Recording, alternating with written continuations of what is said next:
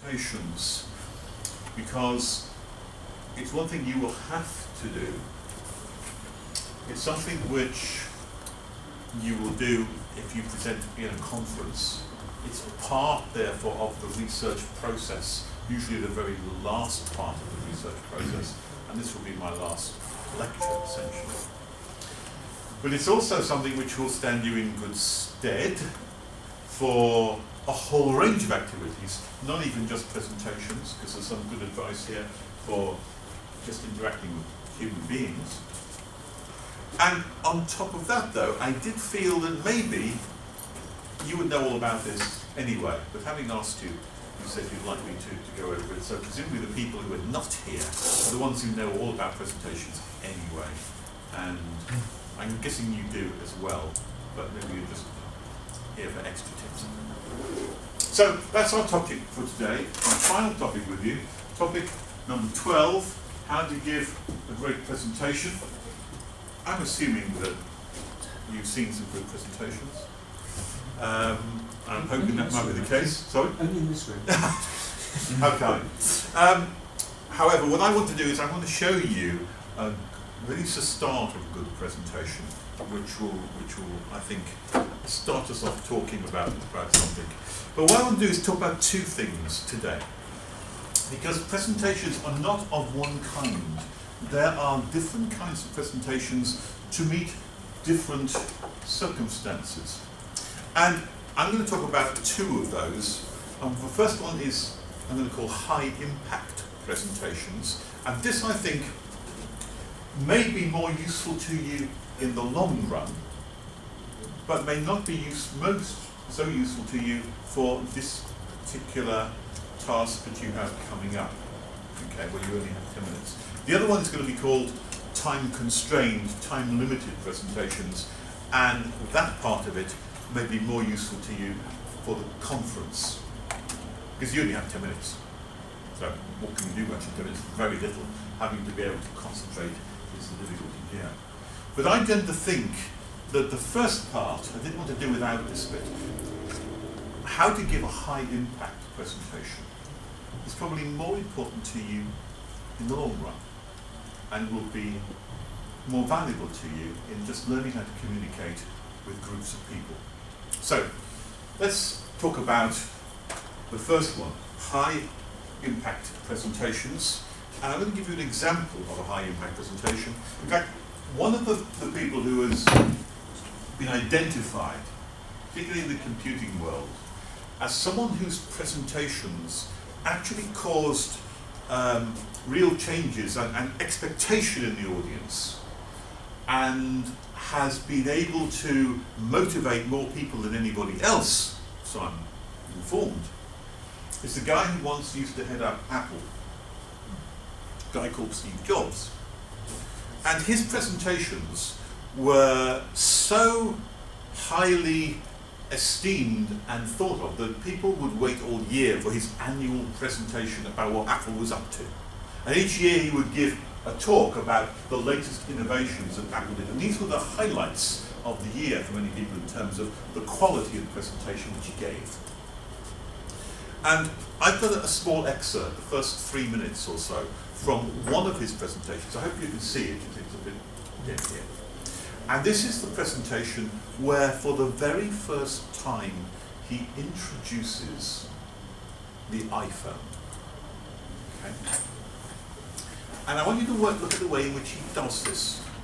I want you to particularly look at any techniques which you think he's using. I also want you to think about how he builds up expectation, how he leads the audience along a particular pathway, how he diverts them to a different pathway, and how that has huge impact on the audience. Okay? All within 3 minutes. Okay, so if fingers crossed, technology hopefully will be working, and we'll just and we'll see if it does work. If it doesn't, I'll vote.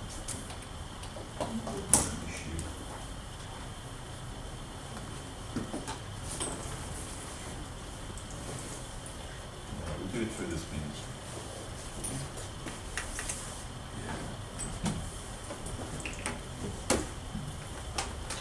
I've been looking forward to for 2.5 years. Let me just start this back again. There he is, beginning of things. This is a day I've been looking forward to for 2.5 years.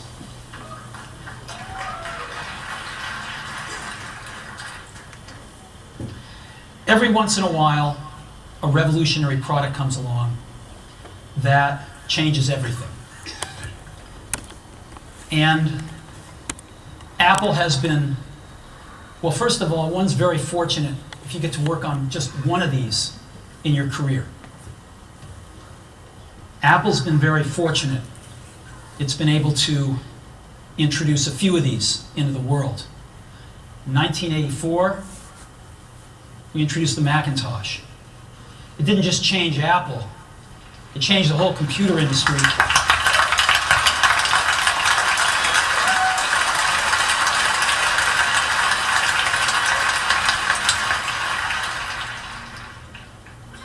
In 2001, we introduced the first iPod. And it didn't just change the way we all listen to music. It changed the entire music industry. Well, today, we're introducing 3 revolutionary products of this class. The first one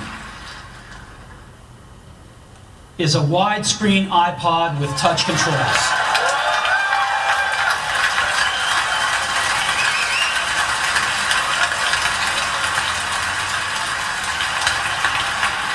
The second is a revolutionary mobile phone.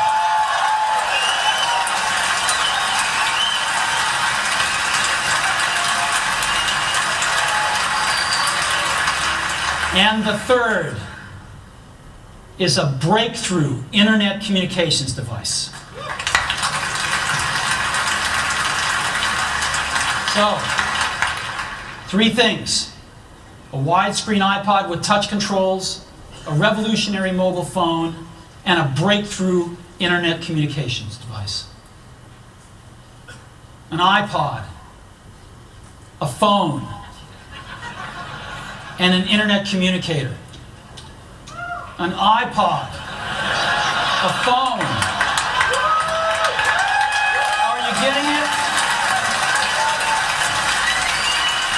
These are not 3 separate devices. This is one device. And we are calling it iPhone. Today, Apple is going to reinvent the phone. There you go. He was right, wasn't he? He was right. He was right, yes. What did you know? What lessons, please, from that presentation? Did you find you were stirred by it? Was it impactful? And if so, why? What was about it? Yeah. I thought his presentation, he was very kind of direct in what he was saying. But one of the things I did get from watching it is the audience was a bit too enthusiastic.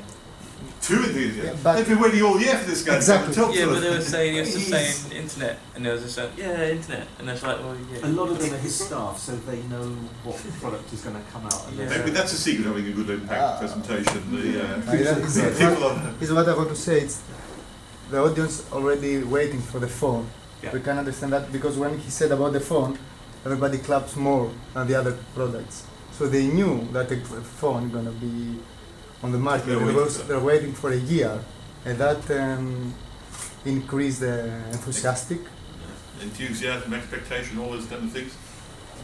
For me, it's his genuine passion about the His passion. His passion for what he's talking about. He's convincing about what he wants to do. There is a passion there, I think. That is the one which overrides everything else. Yeah. As soon as he opens his mouth, it's a genuine genius talk. He Who believes in what everything he's does. saying. I think there's authenticity there as well, and that's a key I don't- marker. Well, I just think he doesn't really say a lot. If you No. take all what he says, he doesn't actually say much. No, well, what he does say is carefully measured.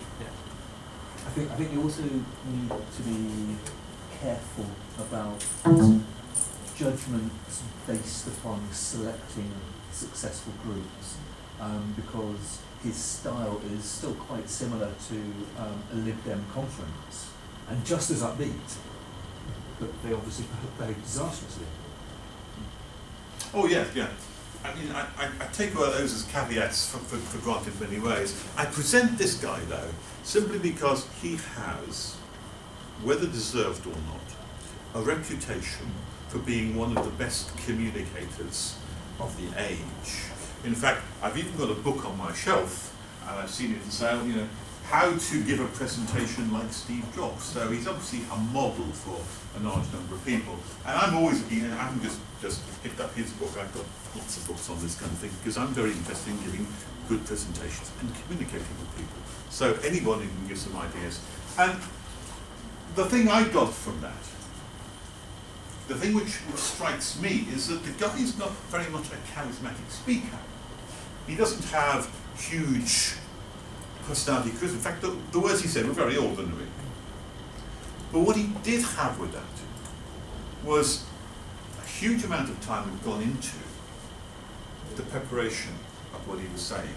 And the way it was constructed was very powerful. So even though he as a person didn't speak in a powerful way, you know, like you have some of these great orators, he's not a great orator.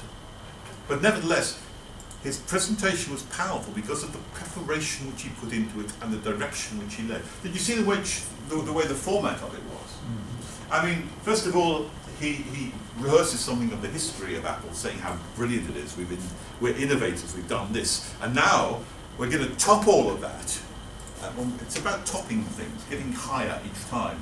We're going to top what we've done in the past about computers and about, you know, iPods, those kind of things. Now we're going a stage further. We're going to do even better than that.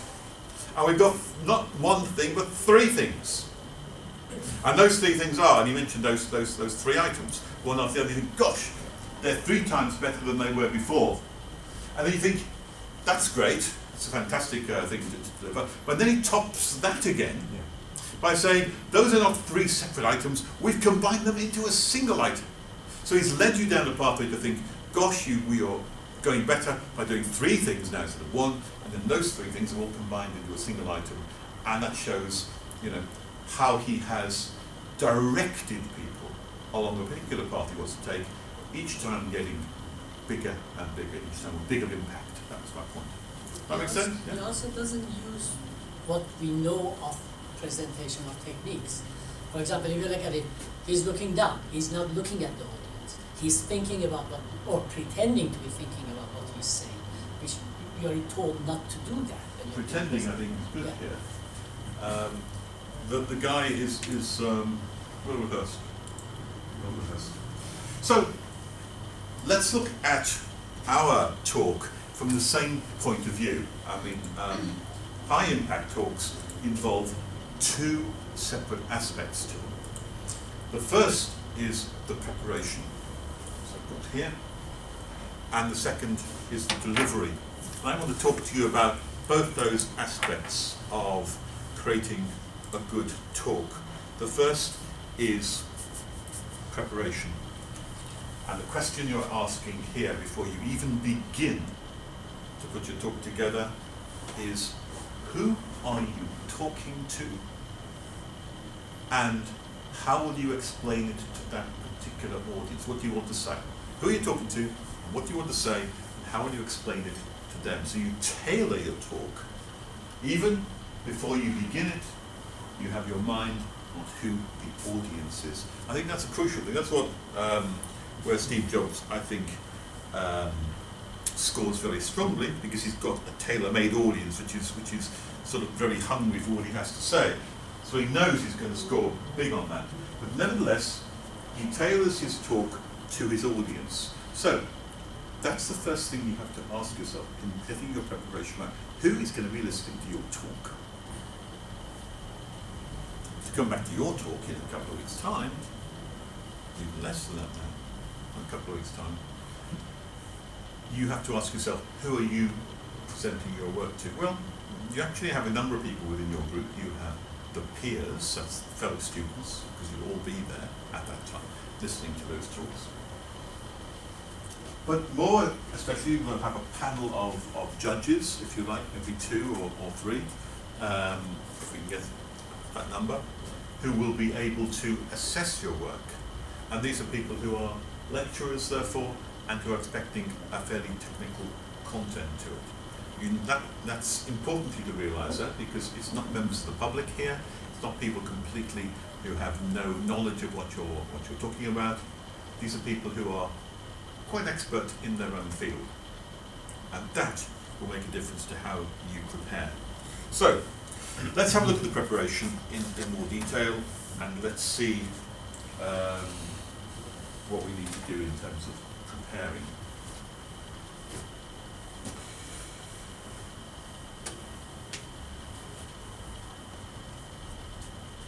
Quite early on, I think it was, when I started learning how to talk to people, I was quite nervous to begin with, and you have very close notes when you're nervous. You do all kinds of things in terms of trying to read notes and try to get the information out.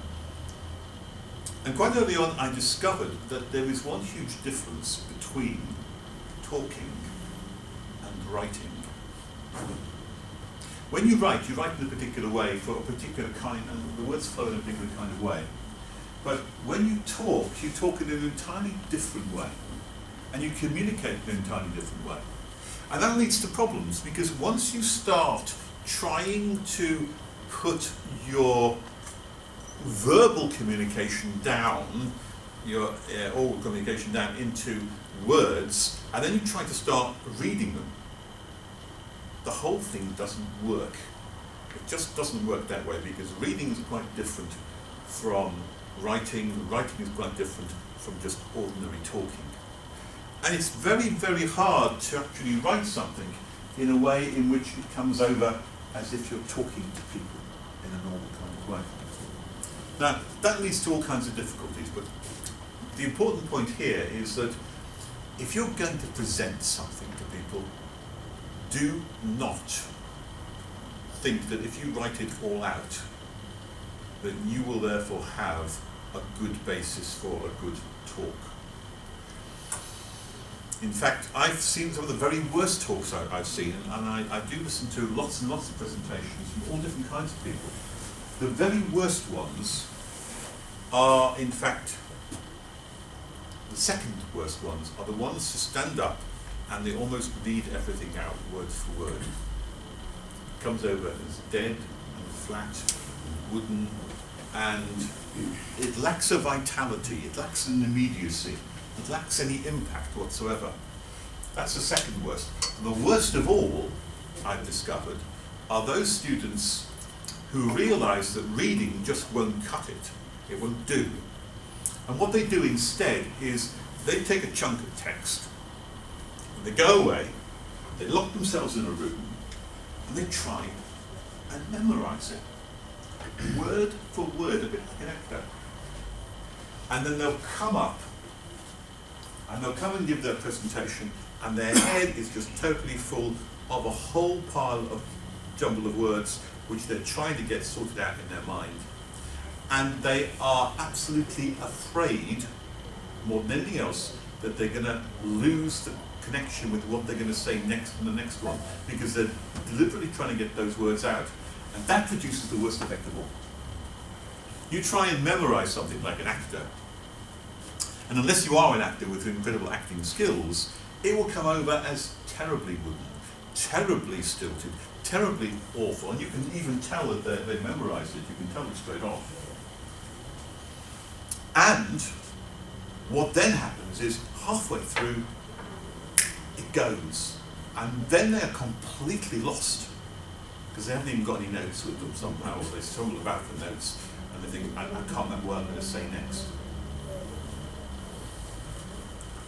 You do not want to find yourself in that position, honestly, and you do not need to either, because you already have all the skills present within you, which means that you do not need either to memorize What we need to do, though, is get to that point where you can use those skills and so my first lesson here about that is talking different from writing.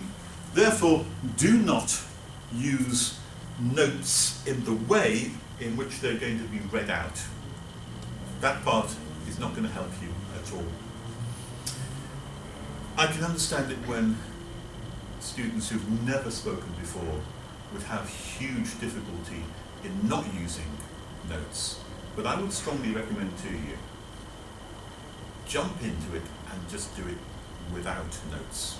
When I say without notes, I don't mean without any notes at all.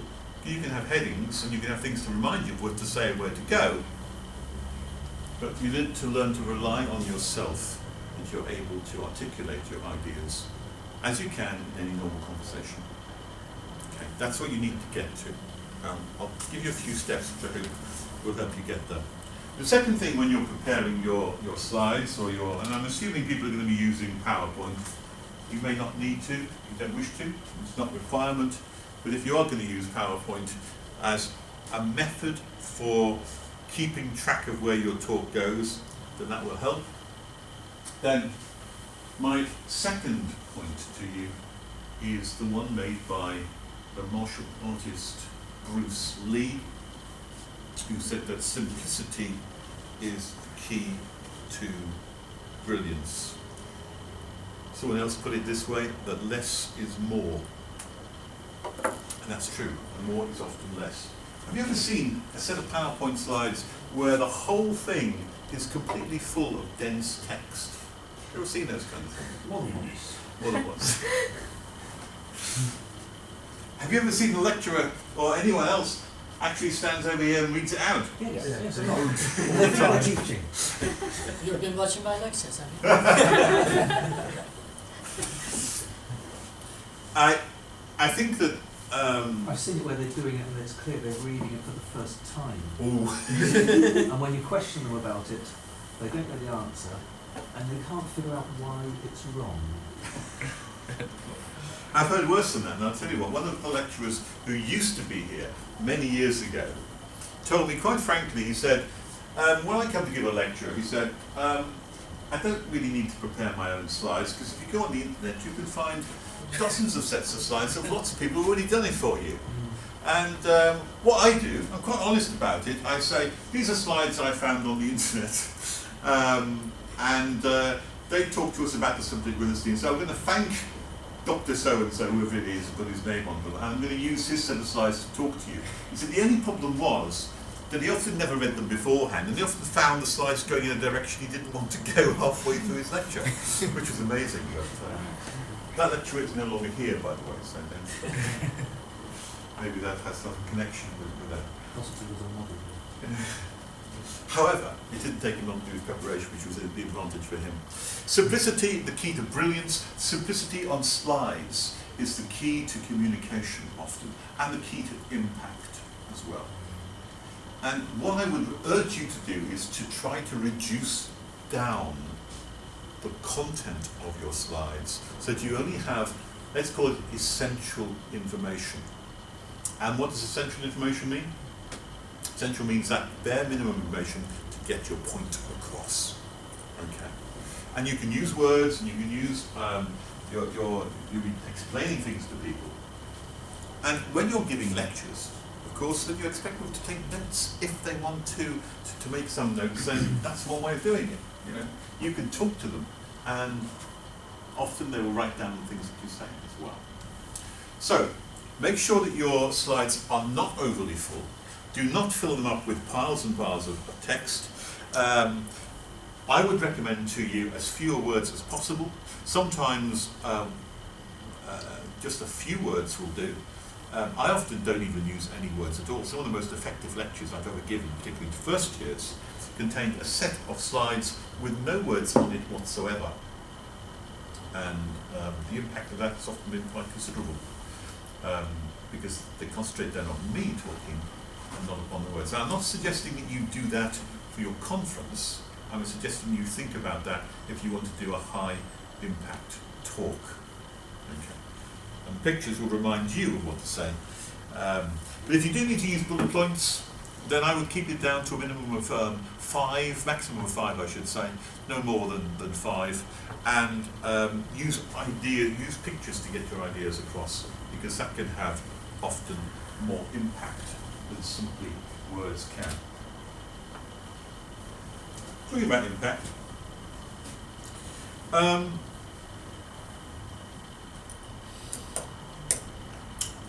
I used to think, quite naively, that the most important thing about a talk was content. That's often what people do think, and they think that that's why they often pack their slides with huge amounts of content. I'm going to tell you a secret here.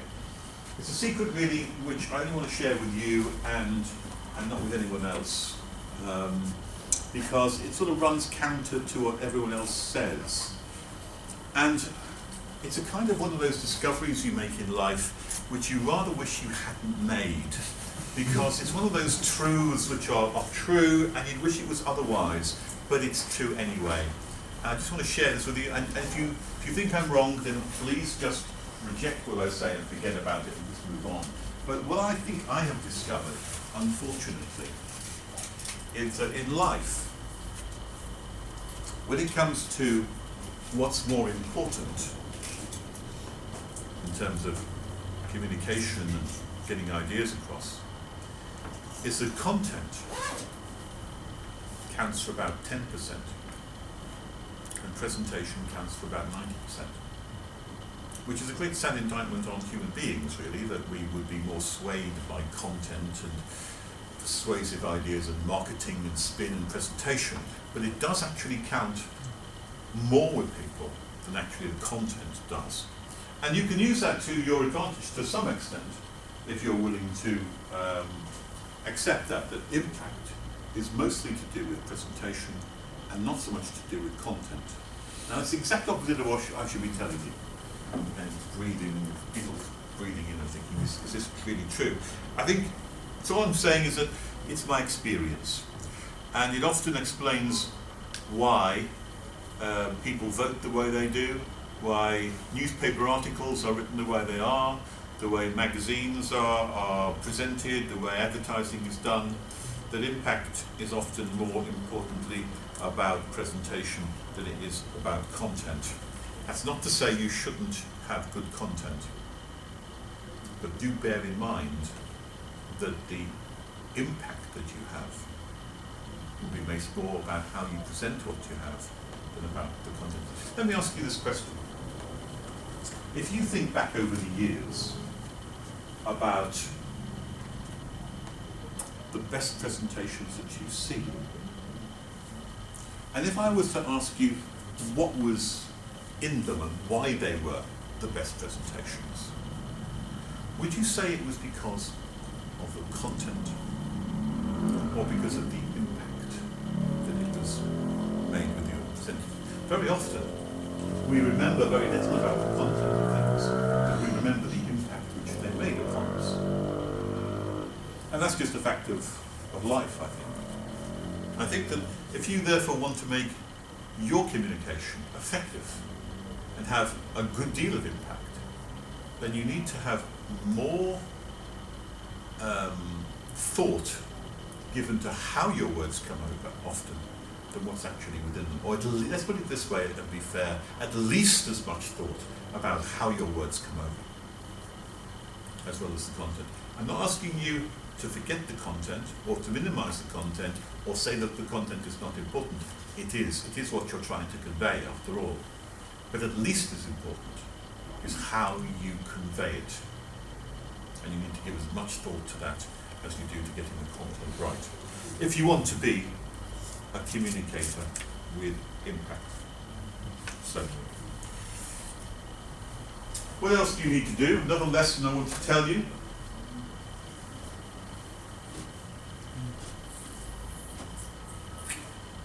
Can't see it, number 3. Yes. What? Yeah. Consider your audience. Number 3? I like that. Yeah. Just like spin on it. Who's got a mistake then? Yeah. What is it? Them. The. Which the? There's two of them. Yes. Can you find another mistake? It's an old one, this one really, and you see it in many places. What's my lesson from this? It's very simple. Check your slides and the presentation which you're going to put over. Check it, and then double check it, and recheck it, and check it over again. I can't emphasize that enough. I'll put it in a forceful way to you as to why checking is important. You know, I've often seen people give presentations, and I've often seen slides which are just full of stupid, simple mistakes, which anyone could point out, you know, grammatical mistakes, spelling mistakes, all kinds of errors of that nature. And you might say, well, does it really matter? All I can say to you is this. When you're presenting your work, the thing that you've done, to a whole pile of people, and if behind you are a whole pile of obvious and stupid mistakes on your slides, then I'll tell you what that does. What that does is that completely blows your credibility out of the water. Why? Because people think, quite unconsciously half the time, but they think, if that guy can't even get the simple, obvious things right, if we can't trust him with those kind of simple things, how can we trust him on the big things? How can we be sure that all the research that he's done, all the data which he's done, hasn't been also subject to stupid, simple mistakes as well? How can we be convinced that this guy is professional in what he does, he checks what he does it in a way in which we can have confidence? And clearly you can't if you are full of mistakes and things. You have to check and double check, and you have to make sure there are no errors, zero errors in your presentation, because you can be sure that if you find even one error in there, someone else will spot it too. And they will start thinking, why did he miss that? You know, does she not pick that up? And it will undermine your credibility. Okay, so the mistake itself might not be important. Misspelling of a word here or there, you might say it's not important, but your credibility is important. And these things reflect on your credibility. Whether you like it or not, they do. So check and double check and triple check. And if necessary, if English is not maybe your first language, then get someone who is a native speaker to check your English. All presentations are done in English, by the way, not just in this country, but in many other countries too, and in international conferences. Check your English, get other people to check it. There's nothing wrong with getting other people to check through things for you to make sure that there are no simple, obvious mistakes. Okay. Next bit of advice. This is one which I think is very important, and one which might surprise a number of people if they've never done presentations before. Have anybody ever seen the comedian Michael McIntyre? No. Anyone ever seen a fantastic comedian who walks around the stage entertaining people with talks and all kinds of stories for a couple of hours, has the whole audience in the palm of their hand, and is able to just direct them anywhere they like? Anyone seen anyone like that? Yeah. He doesn't walk, he skips. Michael McIntyre is a typical comedian who does that kind of thing, but there are many of them, people who are especially good at that kind of thing. They stand up and they talk almost effortlessly. You think that they are naturally gifted people, and they are in many ways. But let me tell you, if you think for one moment that that guy has just gone onto the stage and he's just making it up as he goes along, that he hasn't put much work into it, it's just a natural outflow of his talent, then let me tell you, you are seriously mistaken. Every flawless presentation which you see, every perfect work of thing has come because someone has put a huge amount of work into that behind the scenes. And like an iceberg, you do not see what's under the water. You have not seen the work that's gone into it. Often there is 10 times the amount of work behind the scenes as there is that floats above the surface on the presentation itself. And if you see a really good talker, a really good communicator, then you will have seen someone who has practiced and practiced and practiced and practiced to get it right. A really good violinist practices their work and their piece so they can play it flawlessly. And someone who gives a good presentation has practiced that presentation often many times to hone it down, to clear off the stuff which isn't quite right, to smooth off all the corners, to make it work properly. There are very, very few people in this world who can just stand up and talk and give a fantastic talk without any preparation or very little preparation. There are some.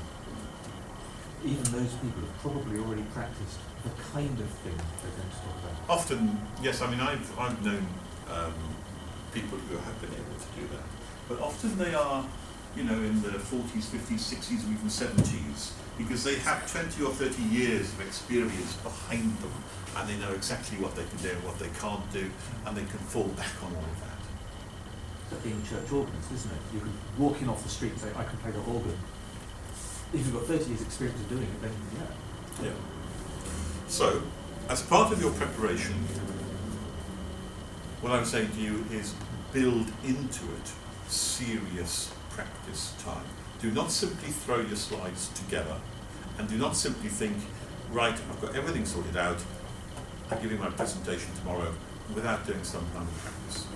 Practice, practice, practice, and be like, I say, like Michael McIntyre or whoever, you know, and make sure that everything is down to a T, it works properly. Do not think that everything is done simply and easily. Right, so let's move on then from some of the ideas for preparation. I'm going to give you more detailed ideas about preparation when we come to the talk about the 10-minute talk and how to do that in particular. But I think that in terms of delivery, what I want to try to give you some idea of is the way in which maybe I do it. And you may have your own way of doing things. But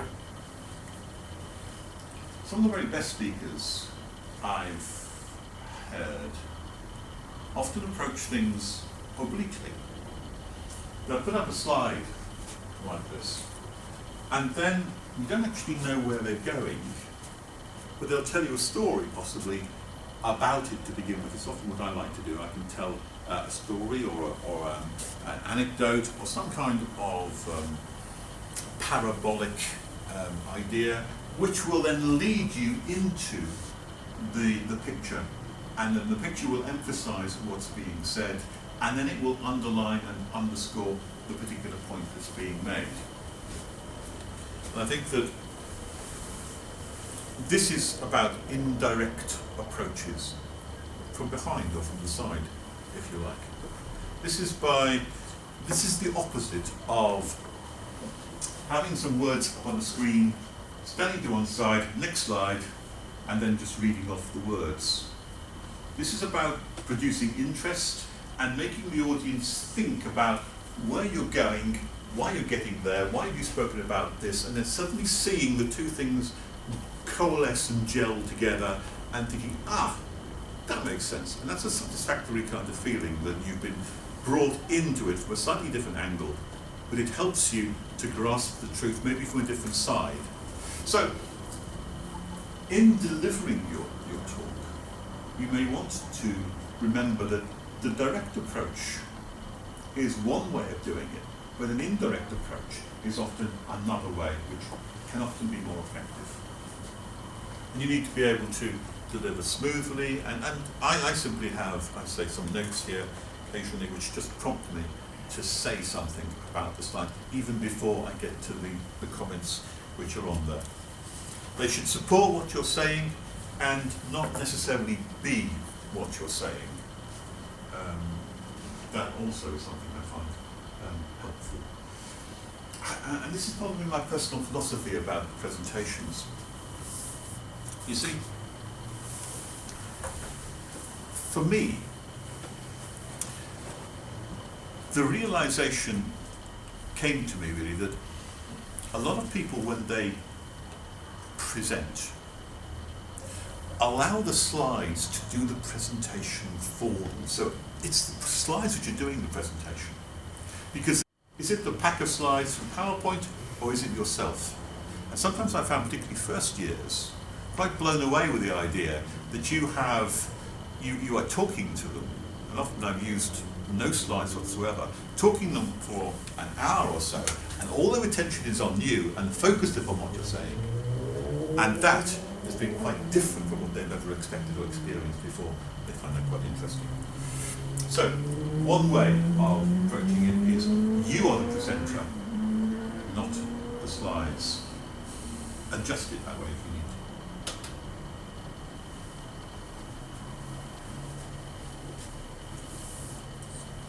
Did you know there were two mistakes I find, particularly the beginners presentations make, and they're both about time. The classic beginner's mistake in delivery is actually going too fast.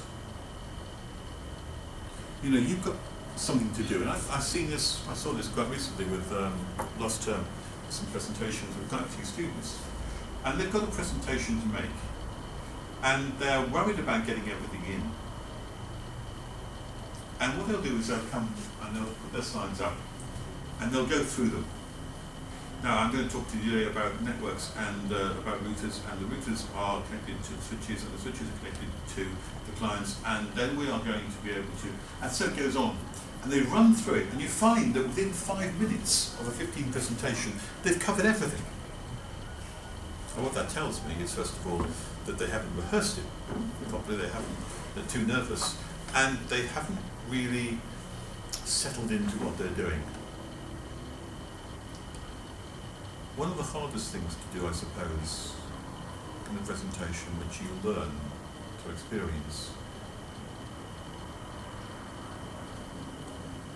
is being able to pause and create interest through pauses. And that is lacking from people who begin and start talks. So you can avoid the problem of rushing through everything by rehearsing to begin with and learning something called pace, which is what the slide here is all about. Pace is quite a hard thing to get, but you pick it up by doing sufficient numbers of talks, getting the right kind of pace, not going too fast, not going too slow, is often a crucial part of presenting and delivery. Being able to go at the right speed often requires you to have an interaction with your audience so that you can perceive if you're losing them or if you're not losing them. I've often found myself, particularly when I give very long talks, losing the audience. And what do I do then? I used to panic a little bit in the early days and think, I can see they're all switching off. And I don't know what to do about that. And I would try and just do it a bit more intensely and a bit faster. And it wouldn't work. And it would sort of fall apart. And what I discovered was, what you have to do in actual fact is slow down, or even stop, or introduce a break, and pick it up again. And slowing down, getting the pace right, is often the whole thing about not losing your audience.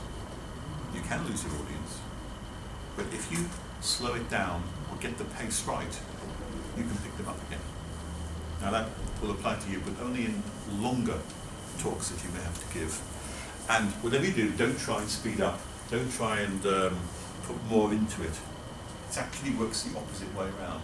Slow down and break, if you like, and introduce deliberate pauses. In fact, just stop talking for 1 minute if you can, and you'll find all eyes are on you, and suddenly you've got everyone's attention back to you again. How do you judge their loss of attention? They start fidgeting and looking around and doing other things. All I can say is you notice it, you feel it, you can see that you've lost people. Yeah. What happens if, if you've lost people, but what happens if it's like, you presented about the last or whatever of the day, and everyone's tired, This is tough. and then the concentration's already lacking when you've even started it, so maybe how do you then affect that? That's not an excuse for losing people. It just makes it harder because they may be tired. But you can arrest people's attention in the right kind of way. You just have to find out. Usually people start by shouting. It's Shouting? not helpful at all. No, it's not. No. Actually, lowering your voice, you can get better results. Yes, lowering your voice, slowing down, and Like a whoopee cushion. and there are lots of techniques which you can use for making sure that you get people's attention. I often use a very simple technique of telling people I'm going to tell them something very, very, very important, and I'm just about to tell you now, but I haven't yet told you, but I'm just going to tell you in a minute, and if you just hold on just a second, I'm going to tell you how important it is that you listen to this, because if you listen to it, you're going to hear something very, very, very important, and I'm just about to tell you now. You see? And then I tell them. What was it? Because they're all keen to know. Yeah. The thing I wanted to tell you is use techniques like that and you'll be all right. Fine. The other mistake is going over time. Now, I just want to tell you one thing about going over time. You may well be up against it when you have a time-limited talk. If you have to give a presentation at a conference, you often have 15, 20 minutes or so. I have seen any number of people who have got through fewer than half their slides and they've only got a minute to go. You ever seen that? I'm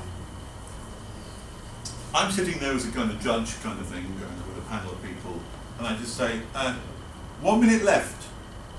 Right, you know what people mostly do when you say 1 minute left and they're only halfway through their slides? Is it? Well, that's what they should do. What they try to do, is just go faster. Okay?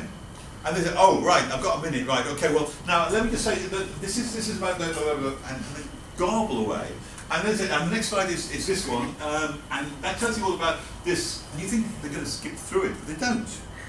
And they're trying to go through all the bits and pieces, but faster and faster. And then they start to slow down because they then forget that they've got a minute to go, because once they got into talking, they forget about all that. And then I say, time's over. Time's up, sorry. What you should do, if you are ever finding yourself in a position whereby you still have half of your slides to go, and you have 1 minute left, the 1 minute warning is you do what Mark said.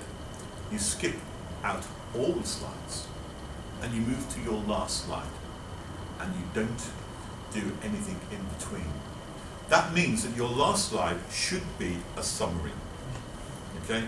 Build it in so it summarizes everything and you can just go through the summary of it, because you've blown the second half if you've wasted too much time on that. The best you can do is wrap it all up with a summary of what you're about to say. Do not try to speed up. It does not work, and you'll still run out of time. Just skip, okay, sorry, 1 minute left, let me just skip to the conclusion here. Let me tell you what the summary of this whole thing is. That's the correct way to deal with it. How do you, say you're doing a presentation, and you've got a time period, say like 10 minutes for this one, how do you keep an eye on the time as you were doing the presentation?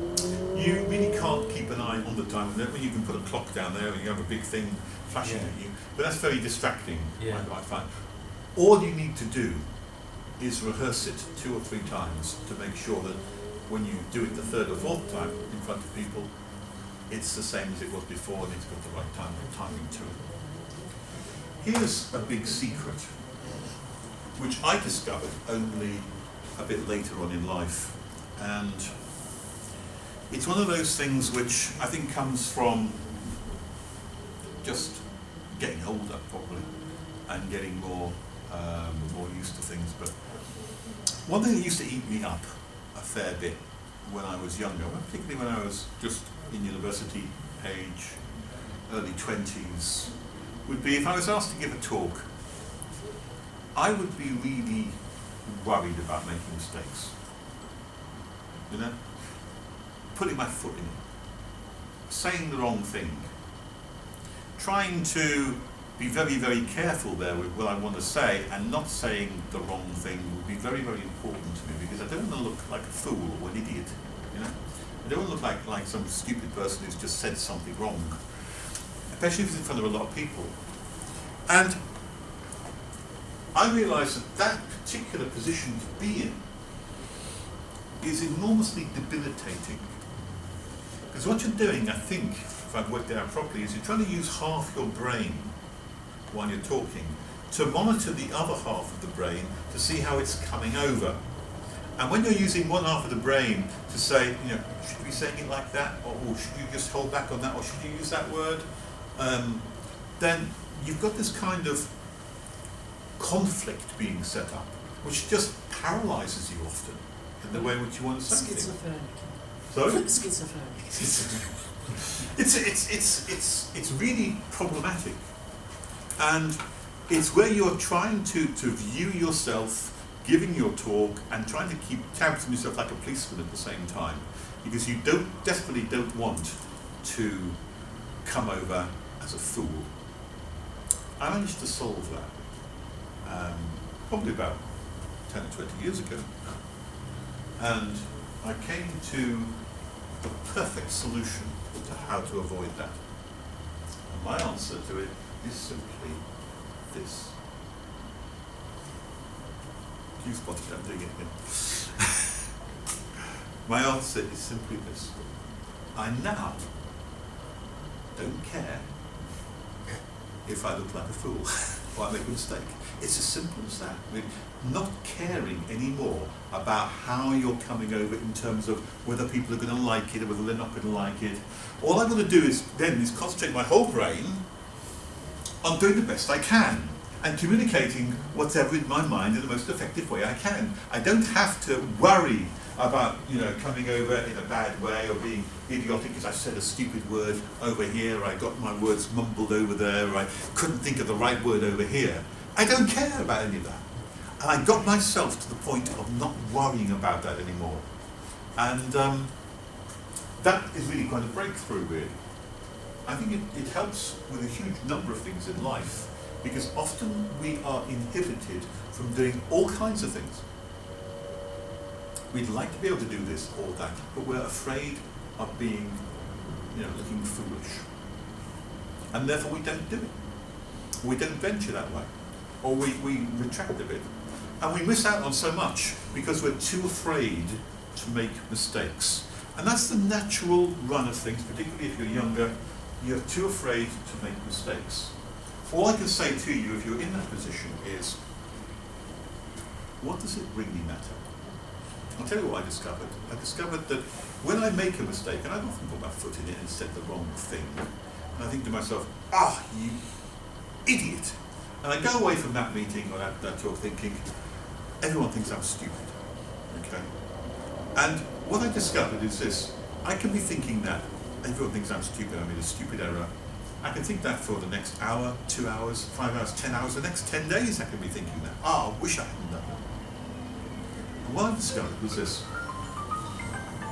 everybody else in that room, everybody else, they noticed my mistake and they think about it too. And you know how long they think about it for? I estimate 10 seconds. And then they've forgotten about it. 10 seconds.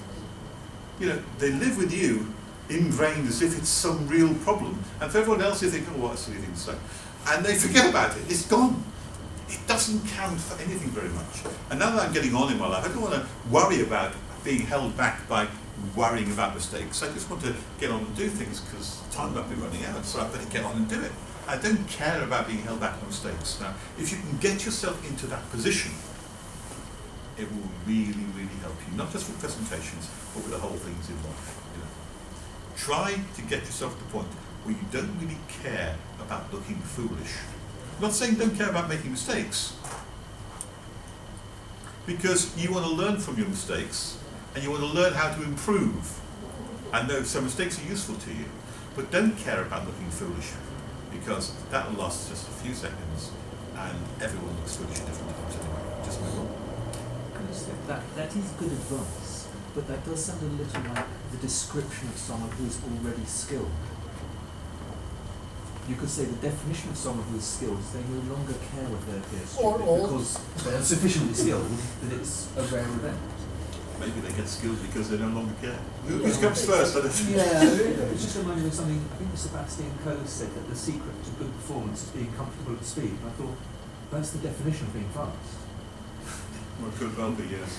Probably something which is slightly harder as well when you're being marked on it. It doesn't help your worry levels. That's the thing. Once you get to a certain age, there is no marking. Yeah. Okay. And now I will tell you the real secret of good delivery and speaking. Now I'm going to the real one.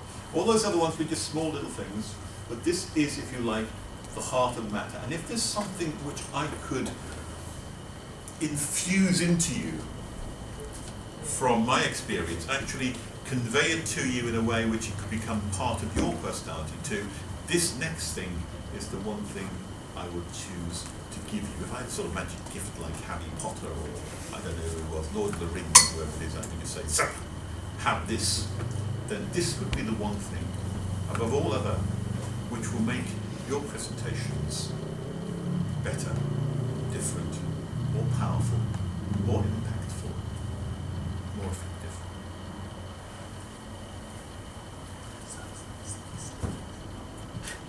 It's a simple thing, really. It's not very hard. It's very, very simple. It's very simple, but it's really very important.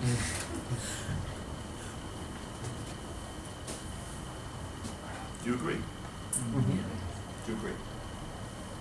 We see lots of people who give presentations and they lack confidence. And if you can stand up in a confident way and convey some kind of authority or meaning or authenticity, as we spoke about with Steve Jobs, then more than half of the thing is sorted out here. When I was first trying to get involved in speaking, I suppose at the age of 21, 22 is when I first pushed into it, often universities when you pushed into these kind of things, then I can tell you I was extremely nervous and I did an appalling job and I was very bad at it. And that's because I totally lacked any confidence in being able to do that. And confidence, though, is something which really, once you have that, it can enable you to do all kinds of things. It's quite a magical ingredient. And what I think, I sort of sat down and tried to think to myself, how do you actually get it? Where does it come from? What gives you confidence? When you're 21 or something like that, you don't have very much confidence, unless you're an unusual person. When you're like me, 50-something, then you have more of a chance to have confidence. But where has it come from in those intervening times? Because I moved from someone who didn't have hardly any confidence to someone who has a fair degree now, particularly when I talk to groups of people. Where has that come from? How has that developed? And when I think and sit down about it and I think to myself, where's it come from? It's really very simple, but it's hard in one way. It's hard for you, but it's easy for me as I stand on this side of it. It comes simply from practice, from experience. It comes from experience. If you have done something a number of times, and you've made mistakes here and there, and now you've been able to fine-tune it and get it right, that experience now stands you in good stead